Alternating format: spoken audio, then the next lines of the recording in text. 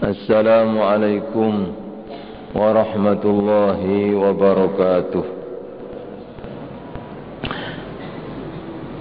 Al-Fatihah li salamati dinina wa dunyana wa ukhrana bi niyati du'a wal qabul wa tamam kulli sunnah ma hadrati rasul wa ali azan min anbiya wal mursalin mana wa ya sham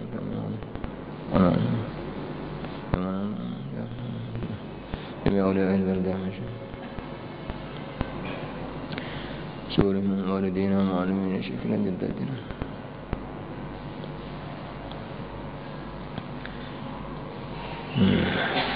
علماء وابي سلف الصالح وإلى حضرة النبي المصطفى سيدنا محمد وعلى آله الكرام سورة الفاتحة بسم الله الرحمن الرحيم الحمد لله رب العالمين الرحمن الرحيم إياك نعبد وإياك نستعين صراط الذين أنعمت عليهم غير المغضوب عليهم. بسم الله الرحمن الرحيم الحمد لله رب العالمين والصلاة والسلام على أشرف الأنبياء والمرسلين سيدنا ومولانا محمد وعلى آله وصحبه أجمعين. أما بعد، فقال شيخ المؤلف الإمام قطب الدعوة والإرشاد الحبيب عبد الله بن علوي الحداد رضي الله تعالى عنه ونفعنا به وبعلومه وبأسراره في الدارين آمين. وقد صدرت فصول هذه الرسالة بقولي في أول كل فصل منها وعليك بكذا، قاصدا بذلك مخاطبة نفسي وأخي الذي كان سببا في وضعها خصوصا وسائر من وقف عليها من المسلمين عموما.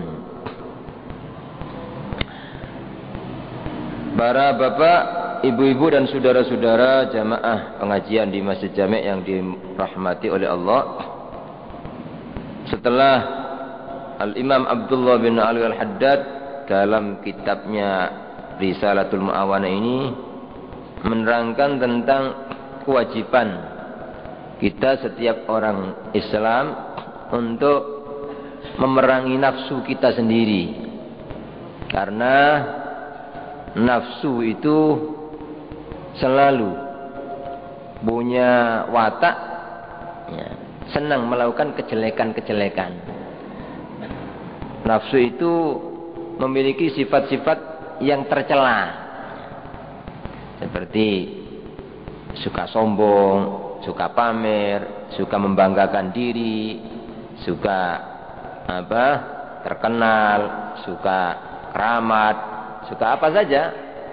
Itu itu nafsu itu punya watak demikian. Padahal sifat-sifat ini semua sifat yang tercela, yang membuat orang terkutuk, yang membuat orang jauh dari Allah, yang membuat orang dianggap tidak kenal sama Allah ketika orang itu masih punya sombong, masih membanggakan diri, masih merasa dia bisa ini, dia bisa ini, dia bisa ini, merasa punya ini, merasa punya ini.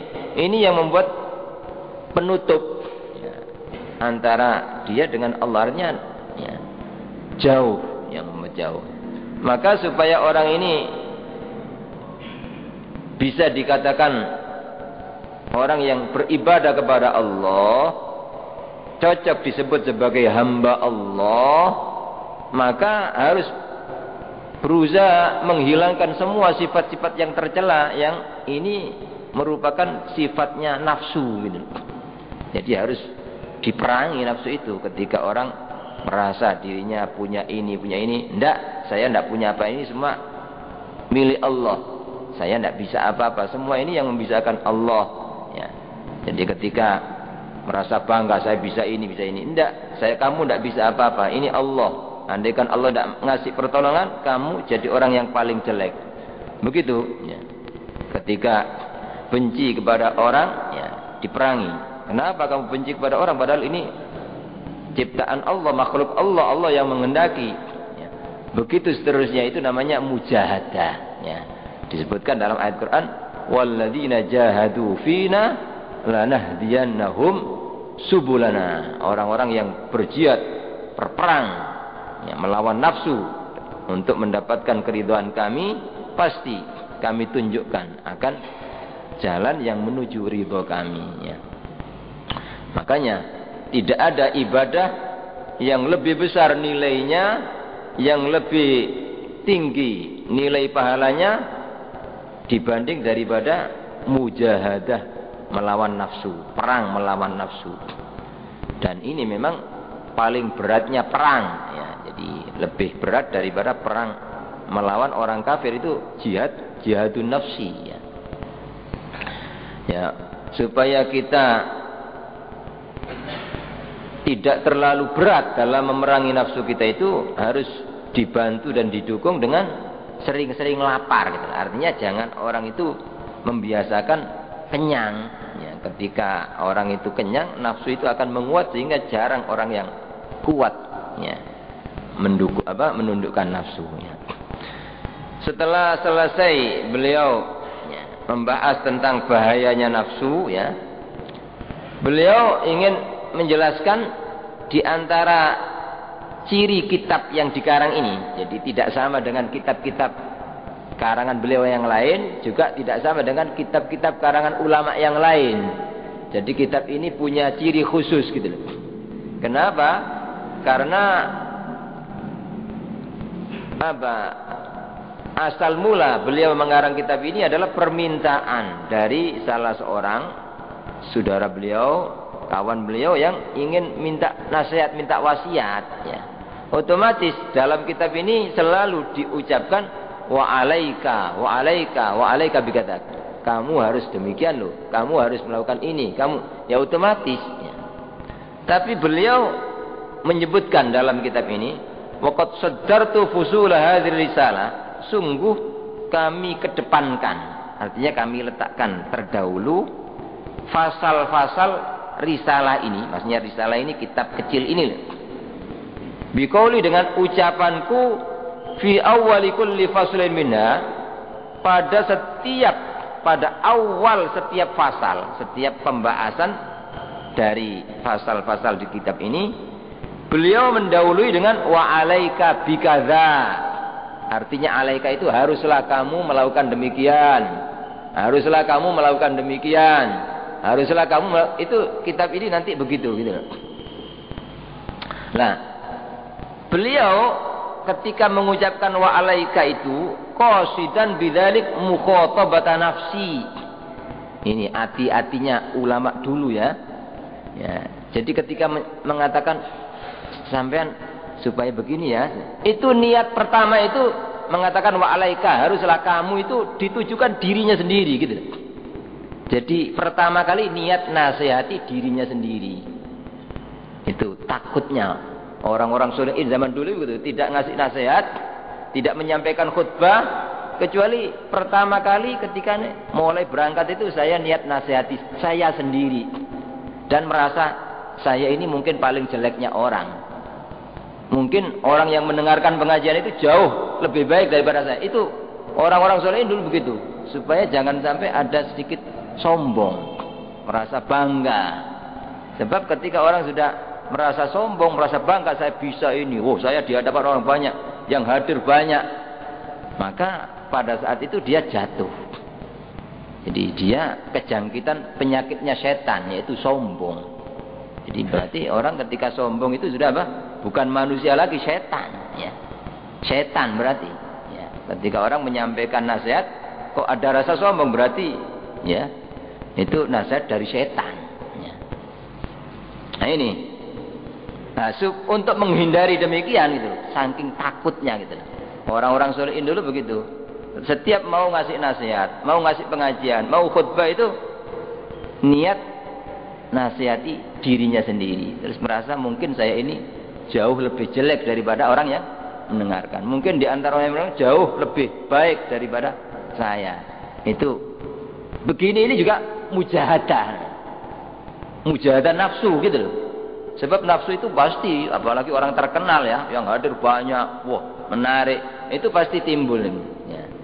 Nah ini kita disuruh memerangi nafsu. Oh, ojo. Ya, enggak. Mungkin kamu lebih jelek daripada yang mendengarkan. Harus begitu gitu. Ya. Jadi ini nasihat. Ya. Kita ingin ngasih nasihat pada siapa saja ya. Itu niat pertama, saya niat nasihati saya sendiri. Ya. Terus yang kedua menunjukkan ya atas dasar ini ya walaupun beliau ini sebenarnya sudah sempurna ya seperti Al-Imam Abdullah bin Al-Haddad yang ngarang kitab ini ya tidak mengarang tidak ngasih nasihat sudah kecuali dirinya sudah sempurna 100% ya mengamalkan terlebih dahulu. Tapi atas dasar nasihat ini gitu loh. Orang dakwah, orang ngasih nasihat orang itu tidak harus menunggu dirinya baik dulu gitu loh. Ya kalau menunggu dirinya baik dulu, bagaimana? Kapan nantinya? Ya. Tapi yang paling penting gitu loh, Pak. Ketika ngasih nasihat itu niat nasihati dirinya sendiri. Ya. Terus niat siapa tahu dengan ngasih nasihat ini ya, karena ngasih nasihat pada orang lain kan berbuat baik kepada orang lain. Siapa tahu terus Allah membalas. Sehingga yang tadinya mungkin belum bisa mengamalkan, ketika Allah memberikan pertolongan gampang mengamalkan apa yang dinasihatkan itu ya. Jadi kembali beliau dalam setiap pasal nanti pembahasan itu diawali dengan wa alaika bikadza, haruslah engkau melakukan ini. Beliau maksudkan wa alaika pertama kali itu niatnya untuk menasihati dirinya sendiri ya. Haruslah kamu nafsuku gitu apa? Haruslah kamu diriku sendiri melakukan ini. Sebelum diniatkan untuk ngasih nasihat orang lain, alaikanya itu atas kamu itu diniatkan untuk dirinya sendiri, gitu. Ya, ini penting ya, kita ngasih nasihat ya, diniatkan nasihati dirinya sendiri. Terus yang kedua otomatis, wa akhil ladzi kana sababan fi watya. Yang kedua niat nasihati dengan mengatakan oh alaika haruslah kamu itu. Saya niat nasihati saudara saya, kawan saya, sahabat saya yang memang minta dinasihati gitu. Minta dinasihati. Terus yang ketiga, khususan secara khusus saudaranya yang minta ya. Saudaranya yang minta dinasihati, diwasiati itu. Terus yang ketiga, niatan beliau wasairi man waqafa 'alaiha minal muslimina umuman. Dan niat nasihati seluruh orang yang mempelajari kitab ini, membaca kitab ini atau mendengarkan kitab ini termasuk diniatkan. Jadi walaupun sebenarnya saya yang membacakan kitab beliau ini, hakikatnya sebenarnya yang ngasih nasihat Al-Imam Abdullah bin Al-Haddad gitu.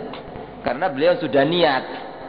Jadi ketika nulis kitab ini niatnya nasihati dirinya sendiri, nasihati orang yang minta nasihat secara khusus, dan nasihati umumnya orang Islam yang mau belajar kitab ini, yang mau membaca kitab ini, yang mau mendengarkan kitab ini juga dapat nasihat beliau gitu. Ya.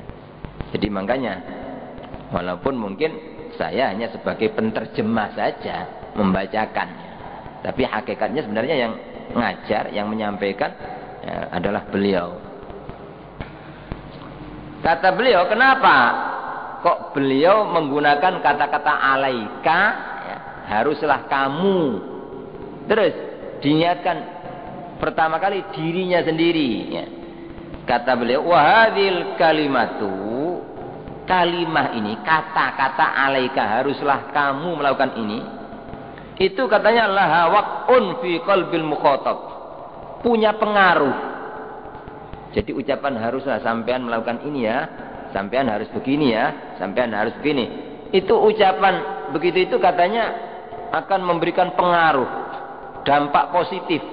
Ya, akan bisa melunakkan hati orang yang dinasihati, akan menyinari hati yang gelap. Ya.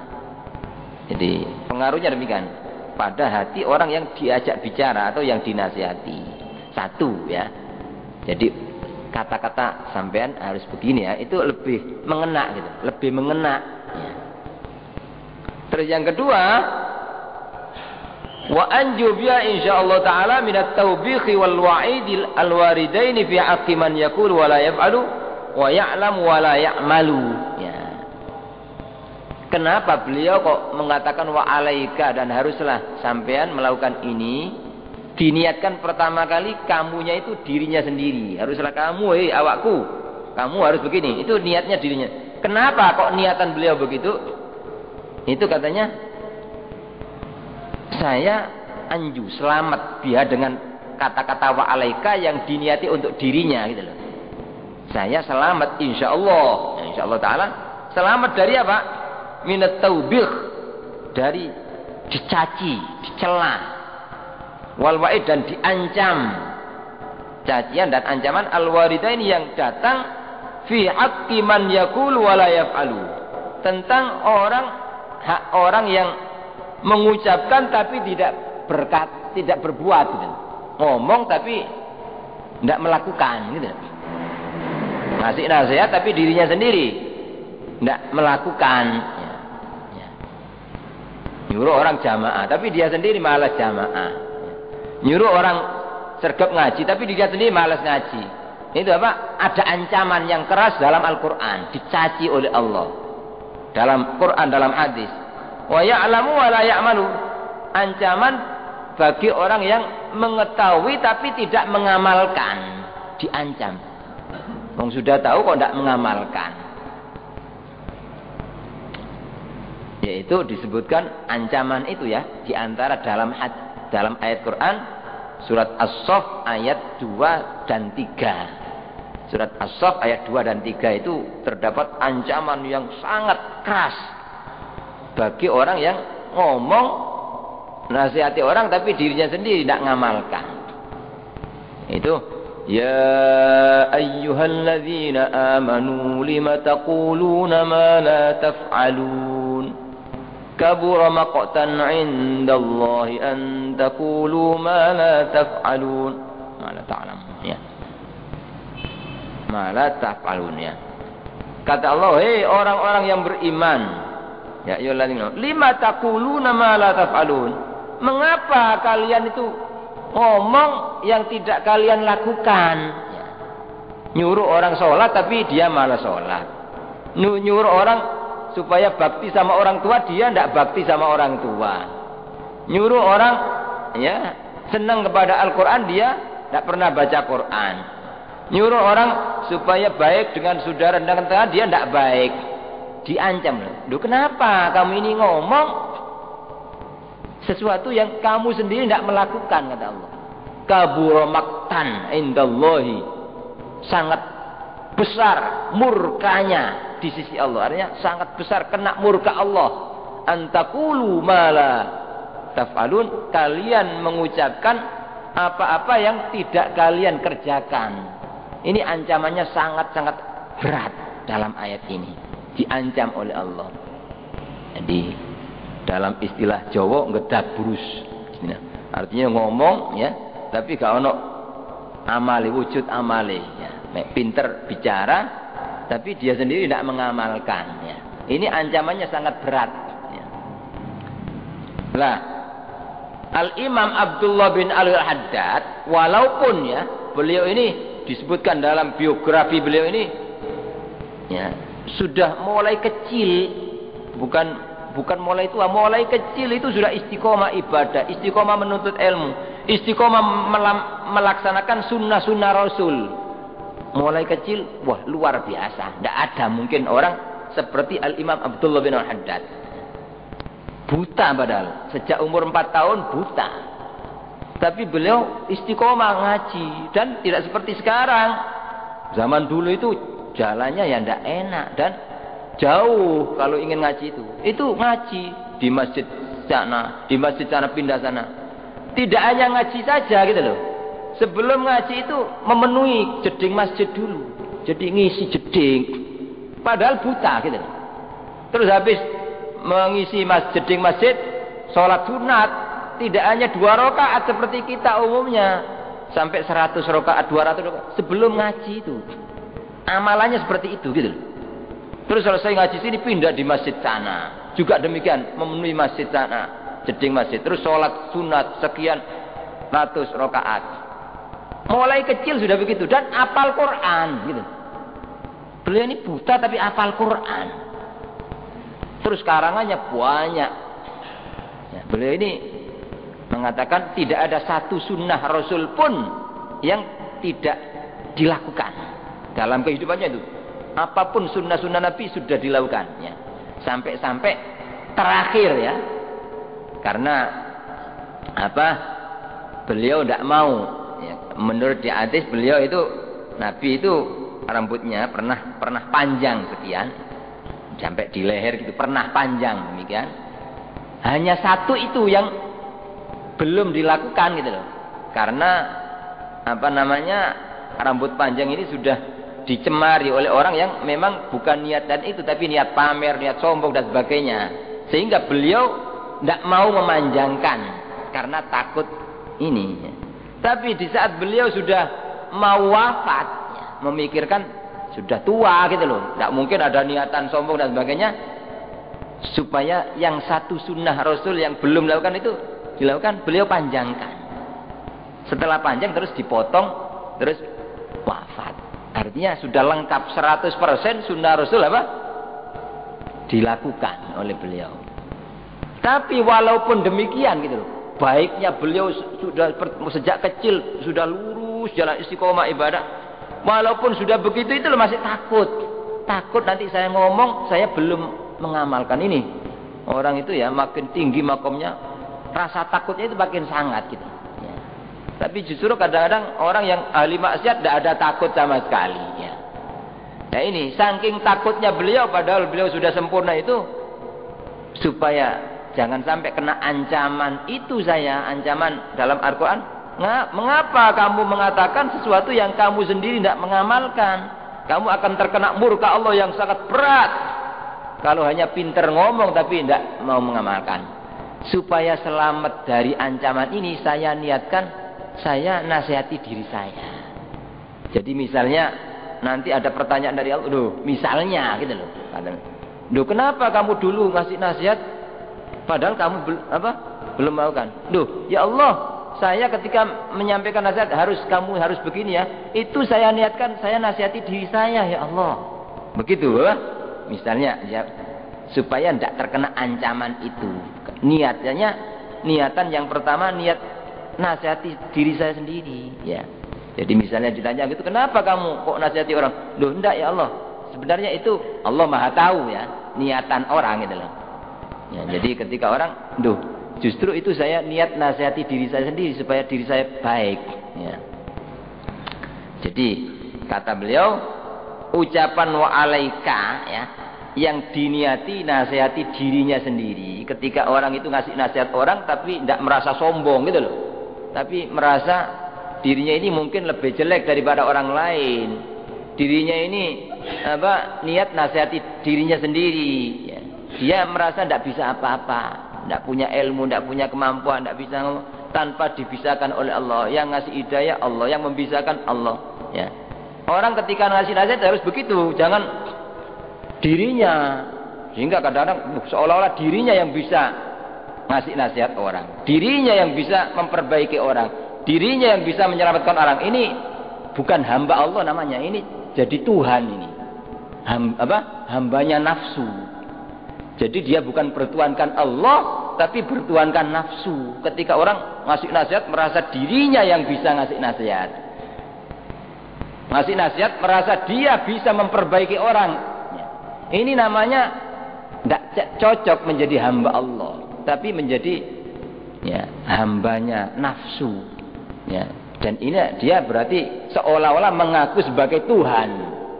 Padahal tidak ada yang bisa. Ngomong itu orang tidak bisa ngomong tanpa dibisakan oleh Allah. Tidak ada yang punya ilmu tanpa diberi oleh Allah. Tidak bisa ngasih nasihat tanpa dibisakan oleh Allah.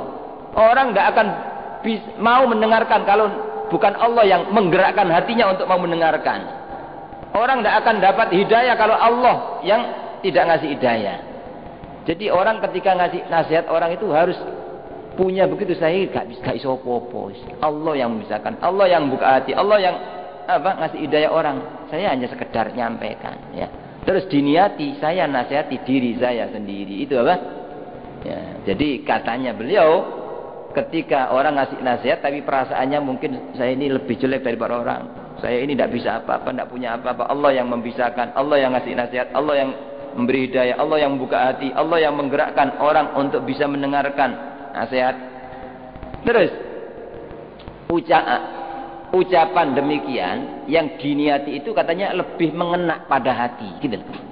Lebih mengena pada hati orang, ya. Lebih membuka hati. Yang kedua akan bisa selamat dari ancaman Allah, gitu loh. Karena apa? Diniati, niat nasihati diri sendiri. Saya ini masih jelek ya Allah. Saya ini niat nasihati diri saya sendiri, ya. Nah, ini nasihat yang sangat penting yang dicontohkan oleh pengarang kitab ini, ya. Kita ini ngasih nasihat pada siapa saja, kepada anak, kepada saudara kita juga, ya apa? Pertama kali itu jangan merasa dirinya sudah lebih baik daripada orang. Mungkin dirinya apa? Bisa ngasih nasihat orang, bisa ngasih hidayah. Jangan sampai. Dia hanya sekedar melaksanakan kewajiban amar ma'ruf nahi munkar, kewajiban apa ketika bersaudara, ketika saudaranya jelek ngasih nasihat, tidak menunggu dirinya baik. Yang paling penting dia mengakui bahwa dirinya ini masih jelek, gitu loh. Bahkan perasaannya mungkin saya ini lebih jelek daripada orang yang saya nasihati, ya. Itu pertama kali begitu, ya. Terus jadi perasaannya dia ini sangat jelek, sangat hina. Yang bisa memberi hidayah, bisa membuka hati itu Allah. Kemudian diniatkan, saya nasihat ini pertama kali nasihat untuk diri saya sendiri. Kenapa kok kata beliau ini dengan niatan nasihati pada dirinya ini selamat dari ancaman dan cacian yang datang, ya, baik di dalam Al-Quran maupun dalam hadis Nabi? Beliau menjawab, li'anni idza khatabtu nafsi biqauli wa 'alaika, karena aku, kata beliau, apabila menasihati atau menuju pada diriku dengan ucapanku wa 'alaika, kamu harus demikian loh, hei diriku, gitu. Niatan pertama, kamu harus melakukan demikian, hei diriku. Dalla dzalika ala annaha lam tatahaqqaq bil amal. Hal itu menunjukkan bahwa ucapan wa 'alaika itu belum menjadi kenyataan dengan amal, belum terwujud, Bang.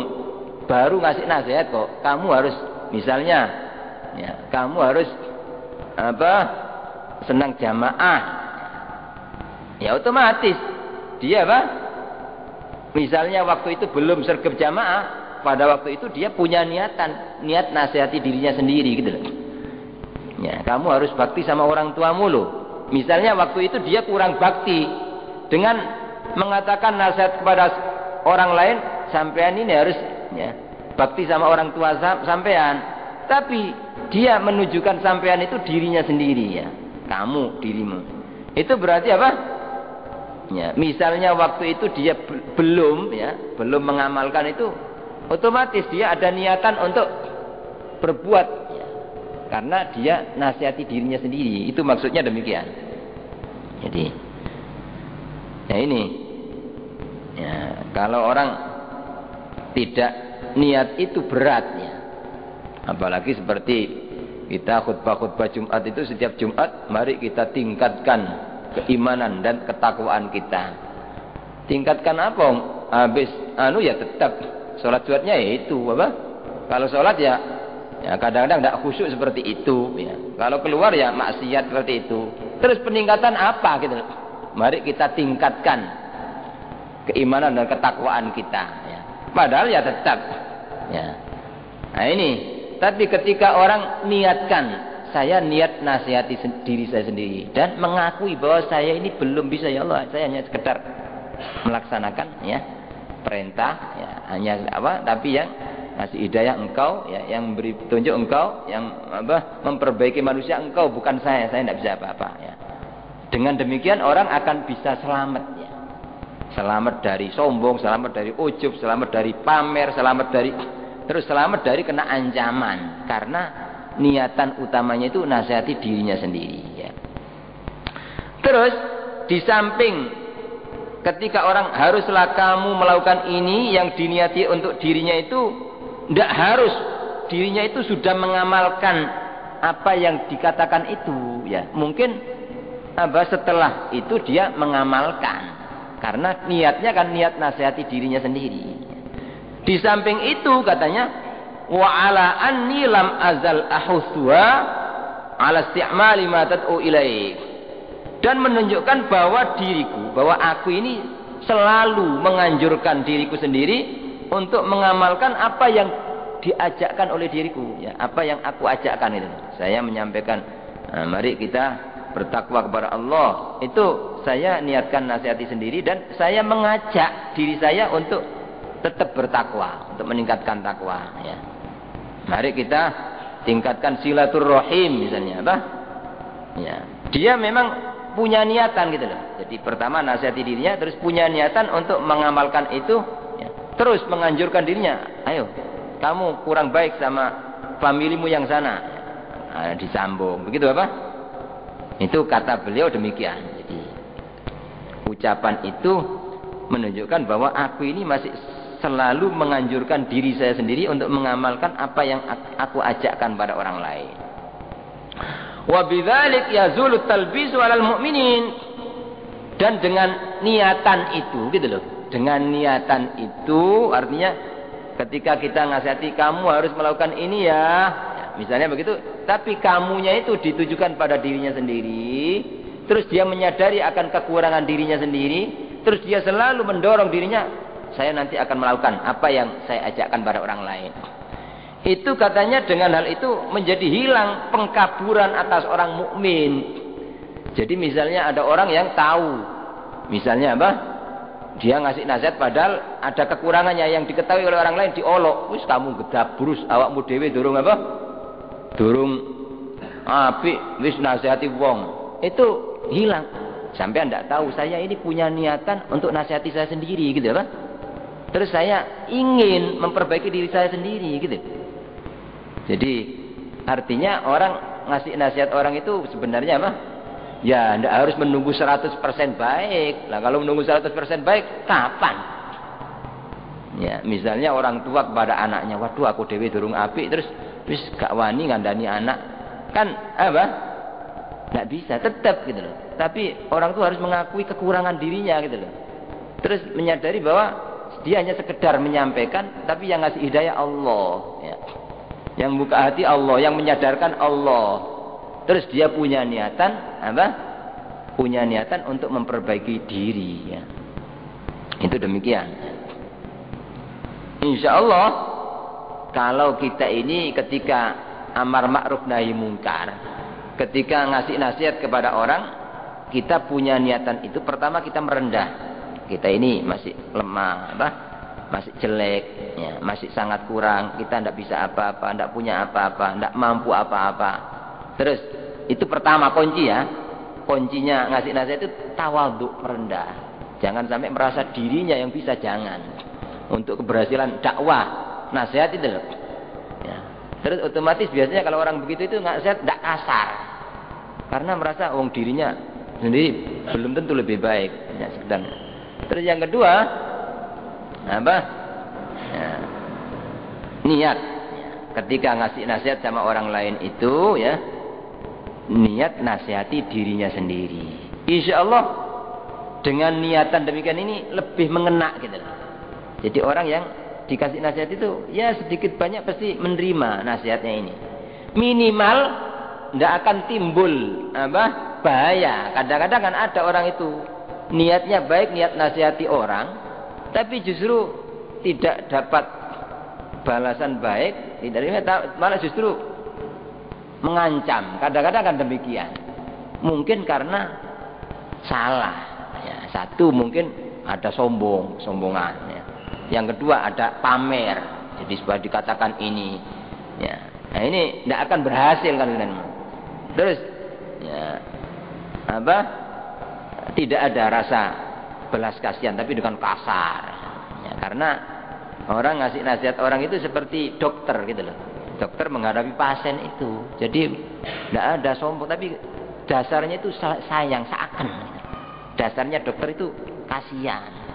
Sehingga pasti dihadapi dengan halus, sopan, tidak kasar. Jadi walaupun kadang-kadang yang namanya pasien itu istilahnya ndablek ya, tidak boleh ini pancet, tapi tetap dokter itu yang sopan, yang ramah. Nah ini begitu juga orang dakwah itu seperti dokternya hati gitu. Ya. Terus wa nisyan lin nafsi, dan hilang akan anggapan lupa kepada dirinya sendiri. Alladzi wasafallahu ta'ala bi man la yaqil, yang Allah telah mensifati orang yang tidak berakal. Jadi dianggap tidak berakal kalau orang itu lupa pada dirinya sendiri gitu.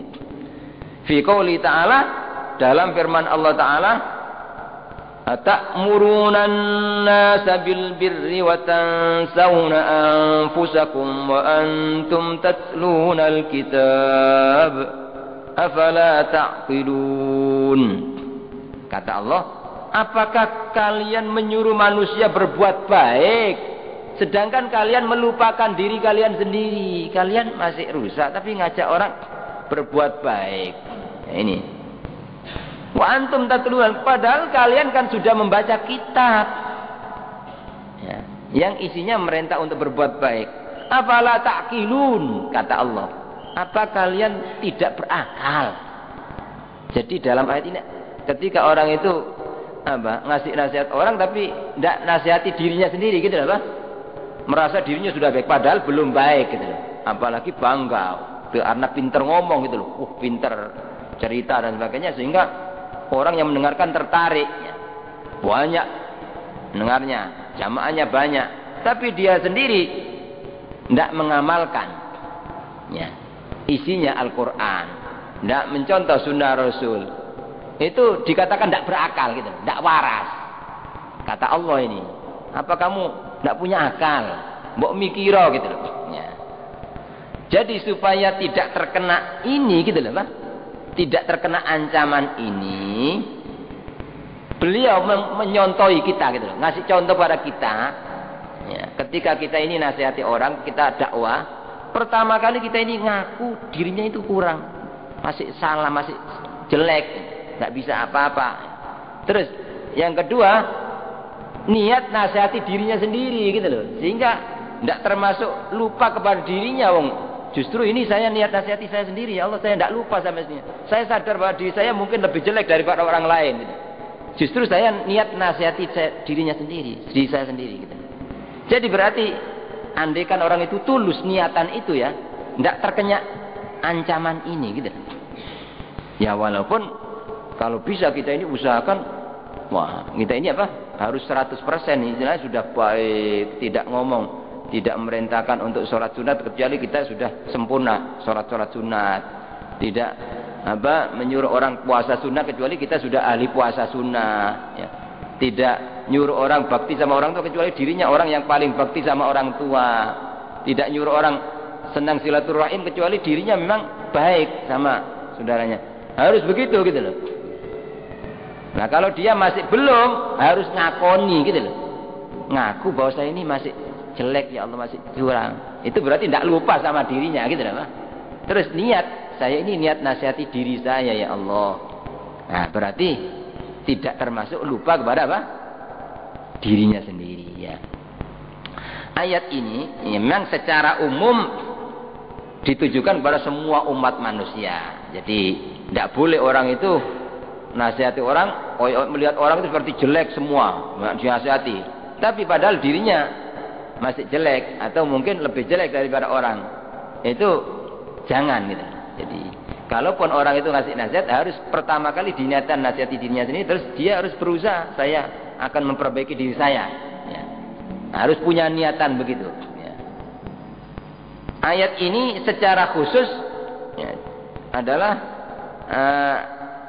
peringatan dan ancaman bagi orang-orang Yahudi secara umum. Jadi orang Yahudi itu diancam dengan ayat ini ya. Kenapa? Karena orang-orang Yahudi, ulama-ulama Yahudi itu menganjurkan orang-orang umatnya itu loh, pengikutnya itu sampai supaya mengamalkan kitab Taurat. Kitab Taurat supaya diamalkan, ini kitab suci dari Allah. Tapi justru ulama-ulamanya sendiri tidak ngamalkan kitab Taurat. Buktinya apa? Di dalam kitab Taurat sudah dijelaskan tentang kewajiban untuk mengimani Nabi Muhammad SAW. Ya, disebutkan tentang kesempurnaan sifat-sifat Nabi Muhammad lengkap itu. Tapi justru ulama-ulama Yahudi tidak mengakui ini, bahkan disobek, dibakar. Semua yang menyebutkan tentang Nabi Muhammad disobek. Tapi nyuruh pengikutnya supaya mengamalkan kitab Taurat. Inilah lucu ya. Jadi ulamanya sendiri tidak mengamalkan, tapi menyuruh pengikutnya mengamalkan. Diancam dengan ayat ini ya. Ya, dalam ayat lain disebutkan, "Matsalul ladzina hummilut Taurata tsumma lam yahmiluha kamatsalil himari yahmilu asfara." Ya. Perumpamaan orang-orang yang dituruni kitab Taurat ya. Itu seperti orang yang seperti khimar, kama khalil himari, seperti keledai yang beri muatan kitab-kitab. Jadi keledai diberi muatan kitab-kitab. Apa artinya gitu loh? Memuat keledai, memuat kitab-kitab banyak tapi hanya dimuat. Seperti itu, tidak ada artinya. Orang Yahudi mengaku dituruni kitab Taurat tapi tidak diamalkan, apa artinya ya.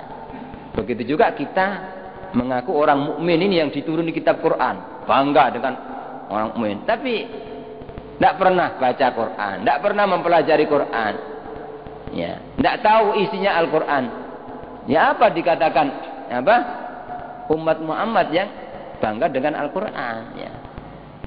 Jadi bahkan ketika orang itu besok ya, mati dikubur, itu pasti ada pertanyaan, apa kitabmu ya. Tidak semudah kita seperti dunia, oh kitab saya Quran. Tidak semudah itu jawaban nanti dikubur itu. Tapi yang menjawab itu pengamalan kita gitu loh. Walaupun sudah dihafal, nanti kalau saya ditanya atau ditalkin, kalau kamu ditanya kitabmu, jawaban Quran. Tapi kalau tidak pernah buka Quran, tidak pernah belajar Quran, tidak pernah baca Quran, ya bagaimana akan bisa jawab gitu loh. Yang membisakan itu Allah karena amalnya itu, perbuatannya. Seperti siapa saudaramu? Itu pasti ada pertanyaan di kubur. Siapa saudaramu? Saudara saya orang Islam. Itu tidak semudah seperti di dunia ngomong saudara saya umat Islam. Nanti amalan kita, praktek kita itu loh. Walaupun saudara saya orang Islam, tapi prakteknya benci sama orang Islam. Gampang menyakiti orang Islam, ganggu orang Islam. Ini tidak akan bisa jawab nanti pertanyaan. Walaupun ditalkini, ya, tidak bisa. Jadi amalan kita itu loh yang akan mampu menjawab. Ya. Nah ini diantara kita diberi kasih contoh oleh pengarang kitab ini, adab untuk berdakwah supaya berhasil dan kita sendiri tidak kena ancaman. Ya. Itu mudah-mudahan kita dapat mencontoh beliau dan mudah-mudahan kita digolongkan termasuk orang-orang yang ahli ya, taat kepada Allah, ahli memberikan nasihat kepada diri kita sendiri dan nasihat kepada saudara-saudara kita kaum muslimin, dan mudah-mudahan diterima oleh Allah Subhanahu wa taala. Amin ya rabbal alamin. Astaghfirullah rabbal baraya, astaghfirullah minal khataya, Rabbi zidni ilman nafi'a wa wafiqani amalan maqbul. Bismillahirrahmanirrahim. Allahumma salli ala rabbana anfa'na bima 'allamtana, rabbi 'allimna alladhi yanfa'una, Allahumma hdina bihudak waj'alna mimman yusari'u fi dhikri rahmatika wa sallallahu ala sayyidina Muhammadin. Amin. Al-Fatihah.